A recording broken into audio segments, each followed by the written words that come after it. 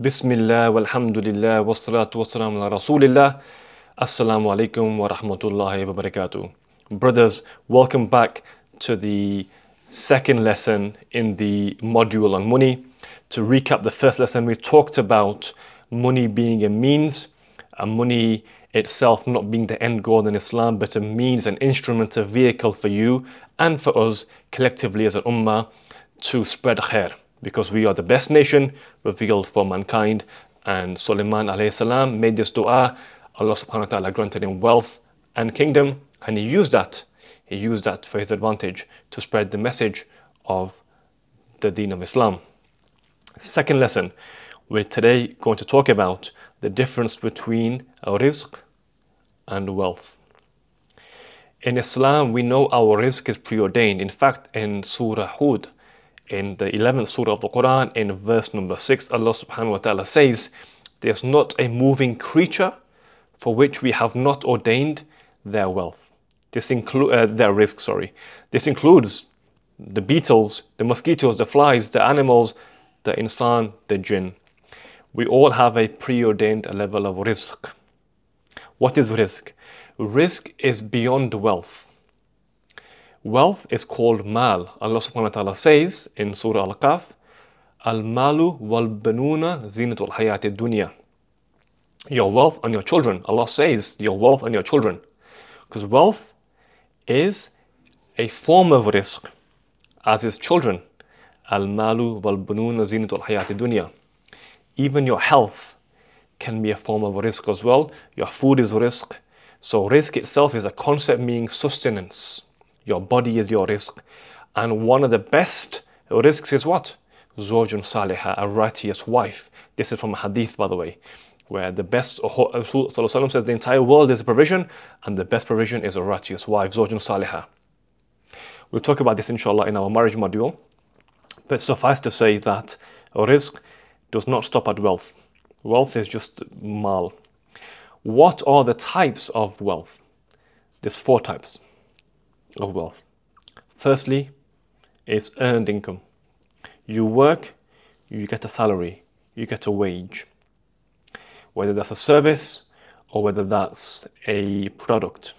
Usually, it's a mixture of both, but a wage is what an employee gets, whether that's fixed term contract, zero hours contract, a 10-year position, whether that's a long-term indefinite position. You get paid for the services you provide, the knowledge you give, etc., or your physical labor, and in return you get a salary coming from the word salt, salaria, the Spanish word, Latin word rather, meaning salt. So you'd get salt back in the day for the effort you put in the field or on the crops or whatever the case may be. You'd get a stipend, a salary, salt or commodities such as sugar or milk, and that should suffice you.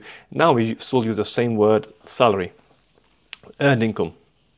Second is inherited income.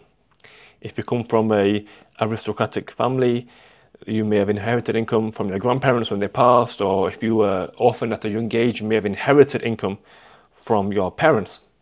In fact, going back to Surah Al-Kahf, Allah subhanahu wa ta'ala mentions about the 2 orphan boys who had inherited wealth from their father, who was a salih. Allah subhanahu wa ta'ala says he was kana abuhuma salihah. Their father was a righteous man, and Allah subhanahu wa ta'ala preserved the wealth, his wealth, for his children, it was underneath the wall that Khidr rebuilt.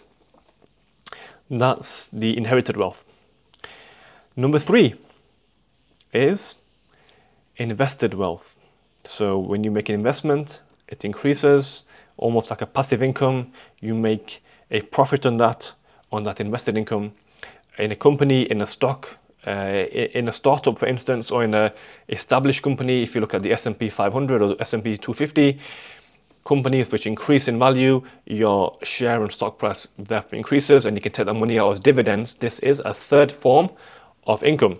Firstly, earned income, inherited income, invested income, and the 4th one is gifted income. Rasulullah was gifted things by the Sahabi, by various people. You can get gifted income from war. Some of the great travelers of Islam, Ibn Battuta was gifted like a gifted an elephant and lots of gold. Gifts happen. Gifts happen. You know, you receive gifts, you give gifts. This can be a form of wealth as well. When you get gifted a large amount of money, this is different to investment. Investment is money given with a intention of return on investment, ROI. Whereas you give a gift, you don't expect anything back on it. You've given it away. That's the fourth type of monetary wealth. So these are the four types of wealth. And inshallah, we're going to talk about in the next few lessons how to build on each of them, or how to, particularly the earned income. When it comes to money, there's literally only 4 ways to make money. There's only 4 ways to make money. And I'm going to divide it into first the 2 branches: product and service. That's it. You can either sell something like this, sell a supplement. We sell supplements online. That's our business. But you can also sell a service. Plumber, electrician, they sell a service. Product and service. From these 2 branches, even like, for instance, a Quran teacher, a teacher through tajweed or hifz, he or she is selling a service. Okay? Even an imam of the masjid, he gets paid. It's a service, right? He's not selling a product, he's selling a service. But then someone's got a thobe company, they're selling black seed or beard oil, etc. That's a product and service.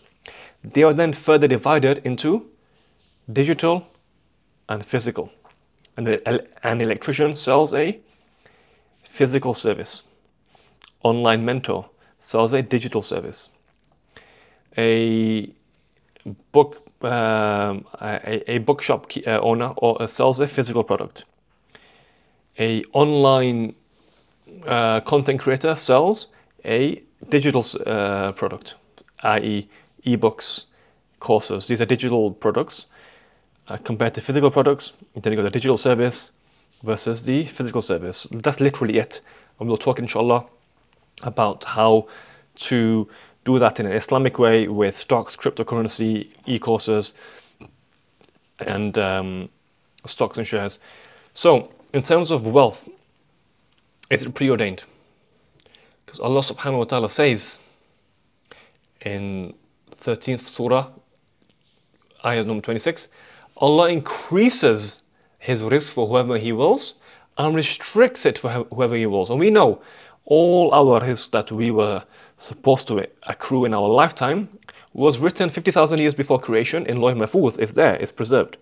This is our rizq, our entire rizq, our date of death, our spouse, our children, again, a form of rizq, our wealth, our health. All these are forms of rizq. They were written and preserved in the Lawh Mahfuz before we were born, before the entire world, the entire creation was created.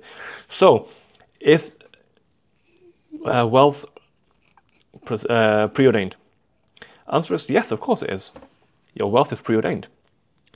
But can you change your qadr? Can you change your qadr through dua? Of course.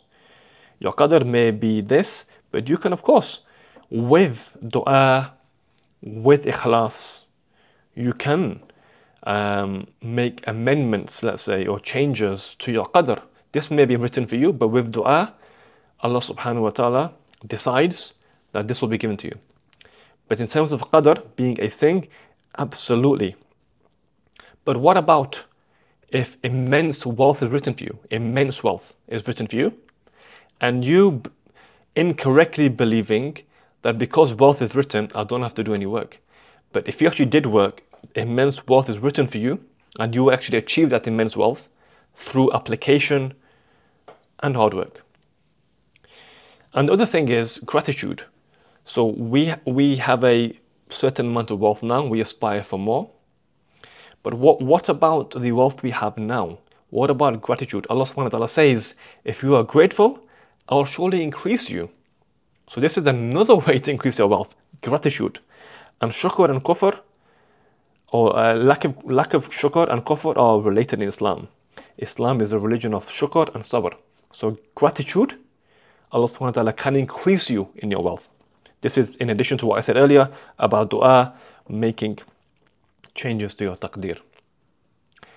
And the third thing, Allah subhanahu wa ta'ala says, those who are content, radiyallahu an. Rida meaning contentment. Qanitin, Allah also says qanitin, they are happy and content with their lot. Qanitin. So being content as well. Yes, having a want, a desire to get more wealth, but being content with what Allah has given you thus far. And in addition to that, why do you want more wealth? You have to have the ikhlas and the sincerity and the niyyah to say the wealth will be a means to help the ummah. Like Sulaiman alayhi salam. The wealth was a means to spread the message of Islam. He prayed for wealth and kingdom. And I give another example of Mansa Musa II. He was a king of Mali around about 1,000 years ago. And he had immense wealth. In fact, he's one of the richest men of all time, Mansa Musa II. And he would build a masjid every Friday and use that wealth to go on Hajj, to build masajid, to spread the deen of Allah subhanahu wa ta'ala. So have the niyyah. If you want to increase your wealth, first you do it in a halal way, because that's the only way to have barakah in your earnings. Because barakah is another concept we'll talk about. Barakah is when 1 + 1 is 3 or 4 or 5. They call it synergy or symbiosis. But barakah, the concept of barakah is where Rasul sallallahu alaihi wasallam will have one piece of lamb and he would feed hundreds of people. One piece of lamb. This is barakah. You can't explain that physically. We speak about, inshaAllah, the concept of barakah in rizq. So just to recap this lesson, we are the Ummah al-Wasata. We do not fall in love with money, but also we don't fall in love with poverty. We are not an ascetic nation. We don't believe in asceticism. And inshallah, in the next lesson, we'll talk about lack versus love of money. But suffice to say, summarizing this lesson is difference between rizq and mal. May Allah subhanahu wa ta'ala increase us in rizq. May He keep us steadfast. May He give us ikhlas. May He give us means to benefit the ummah. Barakallahu feekum. Assalamu alaikum wa rahmatullahi wa barakatuh.